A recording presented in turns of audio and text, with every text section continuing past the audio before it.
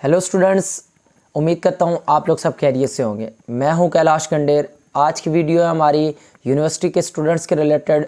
Students, ये जो video है क्वांटिटेटिव रीजनिंग के रिलेटेड है। क्वांटिटेटिव रीजनिंग एक सब्जेक्ट है जो ओवरऑल यूनिवर्सिटीज़ जो है उसमें सेमेस्टर 3 और 4 में पढ़ाई जाती है। या मोस्टली सेमेस्टर 2 में भी कोई और वन लगाया गया है।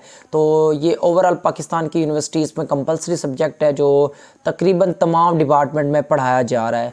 तो इसके स्टूडेंट्स बहुत ज़्यादा परेशान हैं कि पेपर किस तरह का आता है और पेपर कितने मार्क्स का होता है। मोस्टली यूनिवर्सिटीज़ का डिफरेंट क्राइटेरिया, क्योंकि पेपर जिस टीचर ने लेना है, ठीक है, सॉरी, जो टीचर पढ़ा रहा है उसी ने पेपर कंडक्ट करना है। तो पेपर वो खुद भी बना सकते हैं, लेकिन वो पैटर्न किस तरह का होगा, वो कैसे क्वेश्चन पूछ सकते हैं, और ये ज़्यादातर जो इम्पोर्टेंट है जो एफिलिएशन कॉलेजेस है उनके लिए है। तो वो एफिलिएशन कॉलेजेस का पेपर जो है वो टीचर नहीं बनाता जो टीचर उनको पढ़ा रहा है। तो उन स्टूडेंट्स के लिए ये बहुत ज़्यादा हेल्पफुल होने वाली वीडियो। तो वीडियो को कंप्लीट ज़रूर वॉच करें। मैं इस वीडियो में जो एक पेपर शेयर करने जा रहा हूँ और नेक्स्ट 2 पेपर और शेयर करने हैं जो बहुत ज़्यादा इंपॉर्टेंट है कि कैसे आप लोगों के क्वेश्चन पूछे जाते हैं। एमसीक्यूज़ के शॉर्ट क्वेश्चन कैसे आते हैं और लॉन्ग क्वेश्चन। ये एक क्वांटिटेटिव रीजनिंग बेसिक मैथमेटिक्स का जो कोर्स है, और इसमें ऐसे समझ लो छोटे लेवल की मैथ डिस्कस की जाती है। इतनी बड़ी नहीं होती, लेकिन बच्चों को थोड़ा सा अगर गाइड किया जाए बेसिक मैथमेटिक्स के रिलेटेड तो वो इजीली सीख सकते हैं। तो मैं ये आप लोगों को क्वेश्चन यहाँ पर दिखाने जा रहा हूँ। आप देख सकते हैं कि पहला क्वेश्चन हमारे पास दिया हुआ है, क्वेश्चन नंबर 1, ठीक है। Which financial market deal with the trading of stocks. अब ये कॉमन सेंस का एक क्वेश्चन दिया हुआ है। जो ट्रेडिंग कौन सी जो मार्केट डील करती है, तो वो आपको पता है स्टॉक मार्केट उसका नाम दिया जाता है। तो ये हमारे पास इसका बी ऑप्शन करेक्ट है, स्टॉक मार्केट, ठीक है। ये एक देख लें कॉमन सेंस, ये रीजनिंग ब्रेन का आपको पूछ रहे हैं, आपका ब्रेन कितना काम करता है। थोड़ा बहुत आपको जो हमारे इस दुनिया में चीज़ें चल रही है उसके बारे में बेसिक नॉलेज है या नहीं है, ठीक है। आगे दिया हुआ दूसरा एमसीक्यूज़ देखेंगे तो मैं बताना भूल गया कि आपके टोटल इसमें से एमसीक्यूज़ 20 एमसीक्यूज़ आते हैं और 1 नंबर का एक एमसीक्यूज़ होता है। नेक्स्ट हमारे पास दूसरी एमसीक्यूज़ दी हुई है, what is the role of international monetary fund, IMF. आपको पता है कर्ज देने वाला एक बैंक है। तो ये उन ममालिक को कर्ज देता है जो गरीब ममालिक है। तो यहाँ पर हमारे पास इसका करेक्ट ऑप्शन ए ही लिखा हुआ है। तो A is a correct option इसका जो है ना, ठीक है। तो ये नेक्स्ट हमारे पास दिया हुआ है तीसरा एमसीक्यू देखें। तीसरा एमसीक्यू दिया, if the cost price of the laptop की कॉस्ट प्राइस दी हुई है हमारे पास $800। उसके साथ and it's sold at the profit 15% profit पर सोल्व किया है। तो what is the selling price, इसकी सेलिंग प्राइस हमने फाइंड आउट करके बतानी है। तो हमारे पास इसका करेक्ट ऑप्शन जो आ रहा है वो ए ऑप्शन है, $920 इसका करेक्ट ऑप्शन है। दूसरा हमारे पास जो एमसीक्यूज नंबर 4 दी हुई है, what is the formula of the calculating simple interest. Simple interest को मालूम करने का जो फार्मूला कौन सा है, तो सबसे आसान ये हमारे पास दी हुई है, प्रिंसिपल अमाउंट पी और मल्टीप्लाई आर रेट दिया हुआ है, और टी जो हमारे पास टाइम ड्यूरेशन है और उसके साथ डिवाइडेड बाय 100। ये बी ऑप्शन इसका करेक्ट है।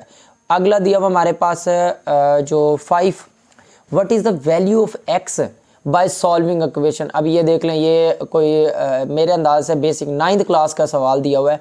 2x + 7 = 15। इसको सॉल्व करना है। 7 को दूसरी तरफ लेके जाएंगे, माइनस करेंगे 15 में से, तो बाकी बच जाएगा 8 डिवाइडेड बाय 2 करेंगे तो हमारे पास 4 आंसर आ जाएगा। तो C is a correct answer.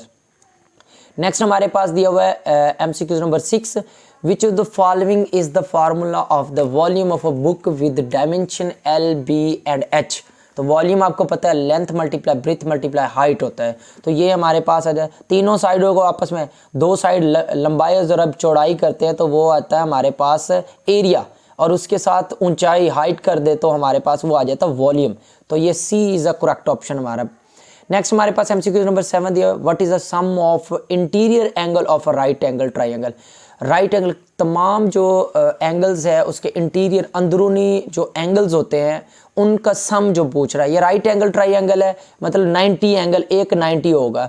तो तमाम किसी भी ट्राइंगल, ना कि राइट एंगल, तो उसके अगर इंटीरियर एंगल का सम लिया जाए तो वो हमारे पास 180 होता है, इससे ज़्यादा नहीं होता, ठीक है। तो ये हमारे पास करेक्ट ऑप्शन दिया हुआ 180 डिग्री, नेक्स्ट हमारे पास यूनियन वाला क्वेश्चन दिया हुआ है, हमारे पास 8 ऑप्शन है। If A union B is खाली सेट दिया हुआ है, A union is equal to, ये जो फाई है, फाई को खाली सेट कहते हैं।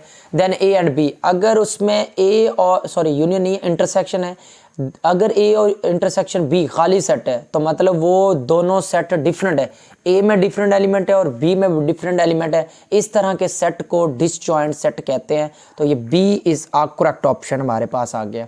नेक्स्ट हमारे पास दिया हुआ है 9 ऑप्शन, मनी मैनेजमेंट इन्वॉल्व्स। अब मनी किस में मैनेज की जाती है, तो ये हमारे पास फाइनेंशियल प्लानिंग होती है कि हम कैसे मैनेज करेंगे हमारे बजट को। तो ये फाइनेंशियल प्लानिंग, ये भी कॉमन सेंस का, कोई ज़्यादा मुश्किल सवाल नहीं है। एमसीक्यू नंबर 10 देखें, what is the area of a circle. Area of a circle बताना है अगर उसका रेडियस दिया हुआ, हुज रेडियस इज, जो हमारे पास 10 मीटर दिया हुआ है, और रेडियस का फार्मूला आप लोगों को पता है अगर सर्कल का, तो हमारे पास होता है पाई आर, 2 पाई आर स्केयर होता है। तो यहाँ से उसको अगर 2 पाई आर स्केयर वाला फार्मूला लगा के कैलकुलेट किया जाए तो हमारे पास आ जाएगा 314। ये बी ऑप्शन इसका भी करेक्ट है, और एरिया का स्केयर होता है मीटर पर स्केयर। आगे एमसीक्यू नंबर 11 देखें, which type of graph works best for presents. कौन सा ग्राफ प्रेजेंट के लिए ज़्यादा बेहतर होता है, तो वो पाई चार्ट मेरे हिसाब से ज़्यादा बेहतर होता है। बिल्कुल pie chart is a correct answer. Pie chart आज के जदीद दौर में सबसे ज़्यादा काम करता है और वो हमें एक्यूरेट परसेंटेज या रीडिंग्स बताता है किसी भी चीज़ की। जैसे आप लोग कह लें क्रिकेट, आप बहुत अच्छे से देख लें, उसका ग्राफ देखेंगे तो वो भी उसका ग्राफ जो शो करवाया जाए तो वो पाई चार्ट शो करवाया जाता है, सारा कुछ उसमें चार्ट में बता देते हैं। व्हाट टाइप ऑफ डाटा, अगला 12 एमसीक्यू है, what type of data consists of names. Names पर जो क्या होता है, मतलब उस पर कंसिस्ट करता है, मौजूद होता है। लेबल्स, उस पर लेबल लगे होते हैं, कैटेगरीज डिवाइड किए जाते हैं मुख्तलिफ। तो वो किस तरह का डाटा होता है, उसको हम डाटा को कह सकते हैं क्वांटिटेटिव डाटा, जिसमें हमारे पास सारी चीज़ें मौजूद होती है। ठीक है, नेक्स्ट हमारे पास एमसीक्यू नंबर 13 दिया हुआ है। 13 एमसीक्यूज़ में देखें तो, which graph is best for the following the distribution of data set. Data set के लिए कौन सा जो डाटा सेट, अब ये दिया हुआ डाटा सेट के लिए कौन सा हमारे पास, या डिस्ट्रीब्यूट भी करना है डाटा को, तो उसके लिए हमारे पास जो सबसे बेस्ट ग्राफ होगा वो हिस्टोग्राम इसको नाम दिया जाता है, हिस्टोग्राम। ये तमाम जो मेरे हिसाब से अगर एक बच्चे को 9th-10th की मैथमेटिक्स अच्छे से आती है ना, तो उसके लिए ये ऐसे समझ लें 0 लेवल का पेपर दिया हुआ है।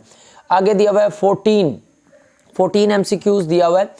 Out of these which is not absolute measure of depression भी अब वो जो 10th क्लास में दिया हुआ है। ठीक है, तो इसका जो करेक्ट आंसर दिया वो हमारे पास है coefficient of variable, correct option है ए। नेक्स्ट हमारे पास दिया 15 एमसीक्यू दिया, if the mean is greater than the mode. अगर जो है हमने बता दिया वो मीन ग्रेटर है, किससे, मोड से बड़ा है, तो द डिस्ट्रीब्यूशन इज़, तो उसकी डिस्ट्रीब्यूशन को नाम दिया जाएगा पॉजिटिव स्क्वायर। तो हमारे पास इसका बी ऑप्शन क्या होगा, करेक्ट होगा। नेक्स्ट हमारे पास एमसीक्यू नंबर 16 दिया हुआ है, what is the mode of data mode most repetitive value को कहते हैं, और अगर मोस्ट रिपीटेटिव वैल्यू उसमें नहीं है तो आप उसको फिर जो ग्रुप डाटा वाला फार्मूला लगाएंगे, लेकिन इसमें 9 ज़्यादा मरतबा मुझे लग रहा है रिपीट हो रहा है, तो इसका करेक्ट आंसर 9 होना चाहिए, तो D is a correct option. Next हमारे पास 17 दिया हुआ है, the critical value of 19%, critical value find out करनी है 19% की। उसके बाद confidence interval for the population means हमारे पास दिया हुआ है यूजिंग जी डिस्ट्रीब्यूशन। ये हमारा जो डिस्ट्रीब्यूशन हाई प्रॉब्लम है, तो इसका डिस्ट्रीब्यूशन फाइंड आउट करना है, तो इसका करेक्ट आंसर मैं आप लोगों को बता देता हूँ, 1.96 B option is a correct है हमारे पास। नेक्स्ट हमारे पास दिया हुआ ये स्टैटिक्स के प्रॉब्लम्स हैं। 18 एमसीक्यू दिया हुआ, what is the formula of the calculating the T test calculate करने वाले स्टैटिक्स के दिया हुआ है, इसका फार्मूला हमारे पास सी ऑप्शन वाला है, तो ये टी इज़ इक्वल टू हमारे पास दिया हुआ है, सॉरी सी वाला है, ये गलत लगा दिया, option C is a correct. मैं सिर्फ ये सी को हाईलाइट कर देता हूँ, ठीक है, X bar minus mu divided by S over जो है square root N. Next MCQs हमारे पास है 19, which is the following test is use to check the association between attributes और डाटा जो हमारे पास दिया हुआ है। तो इसके लिए कौन सा टेस्ट ज़्यादा यूज़ किया जाता है, इसको चॉइस सीक्वेंस टेस्ट कहते हैं हमारे पास। तो ये D is a correct option हमारे पास। नेक्स्ट 20 MCQs लास्ट वाला दिया हुआ है हमारे पास। A hypothesis which is to be tested for possible rejection is, तो इसको क्या नाम दिया जाता है, नल हाइपोथेसिस का नाम दिया जाता है। सी इज़ अ करेक्ट ऑप्शन। ठीक है, तो स्टूडेंट्स ये MCQs थी मोस्टली जो बहुत ज़्यादा इंपॉर्टेंट थी, और ये पेपर वेरी वेरी इंपॉर्टेंट है तमाम यूनिवर्सिटी स्टूडेंट्स के लिए। तो इसको ज़रूर वॉच करें, अच्छे से तैयार भी कर लें। तो अगर इसके रिलेटेड कोई सवाल वगैरह है पूछना है तो मेरी इंस्टाग्राम आईडी नीचे मेंशन है, तो आप उस पर मैसेज करें, आपको रिप्लाई ज़रूर दिया जाएगा। नेक्स्ट हमारे पास क्वेश्चंस की तरफ आते हैं। सेक्शन हमारे पार्ट 2 जो होता है उसमें से आपके शॉर्ट क्वेश्चन आते हैं।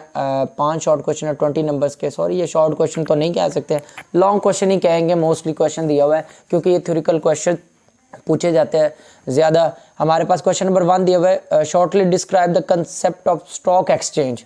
अब स्टॉक एक्सचेंज को जो ना आपने डिस्कस करना है, उसके बारे में बताना है क्या स्टॉक एक्सचेंज क्या चीज़ है। Also discuss it's benefits and risks, क्या इसके बेनिफिट्स है, इसके क्या ख़तरात है, तो ये आपने इसके बारे में बताना है। आप देखिए ये याद करने वाला है, आप अगर थोड़ा सा इसको गूगल पर सर्च करें तो आप इजीली इसका लॉन्ग तैयार कर सकते हैं। ठीक है, अगर नहीं भी है तो चैट जीपीटी को ये सवाल दें, उससे बताएं कि ये आजकल का दौर चैट जीपीटी का AI टूल्स आए हुए हैं, आप उनका यूज़ करें। और यूनिवर्सिटी के स्टूडेंट्स मोस्टली उनको बेहतर पता है, छोटे बच्चों को तो नहीं पता इन चीज़ों का, लेकिन यूनिवर्सिटी के स्टूडेंट्स को इन चीज़ों का ज़रूर पता है। तो यही सवाल आपने कॉपी करके उधर पेस्ट करना है। उन्होंने एक अच्छा सा जो short long question in short form में बना के दे देना।